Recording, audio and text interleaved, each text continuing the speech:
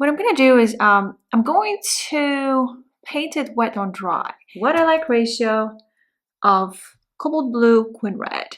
And in the reference image, it's really hard to see any highlight there. I'm just gonna guess that all the darker part is there, like right here. Wipe it slightly on a towel and just water. With just water, let that spread a bit. I didn't touch really the inside part, so I am going to paint the inside of that eye, the eyeball. This is like this is basically Van Dyke brown with indigo mix that I already had on my palette. A little bit here, and I did apply it over the eye, but I'm not gonna touch the eye because I just painted it. Hot press is the hardest to paint on because paper dries in seconds. And the funny thing is that Arches hot pressed was my first watercolor paper ever. I've painted on Arches hot pressed for like a year and a half, 2 years when I first started my YouTube channel. Plus, experiment a little bit with a wax stick, so that's optional. If you don't have wax stick, you could just go with masking fluid for watercolors. Add any more color towards its head, then the paper will be dry already here.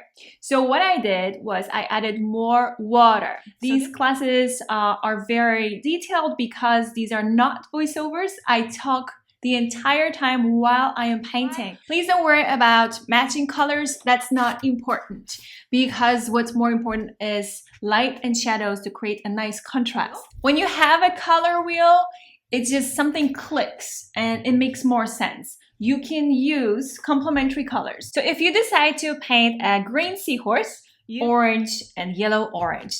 Here, I chose some yellows with greens and it looks beautiful. You can always paint on the back side of the paper. I do paint on Hannah Mule collection watercolor papers. Mostly this is my favorite watercolor paper. It's usually a cold pressed 140 pounds.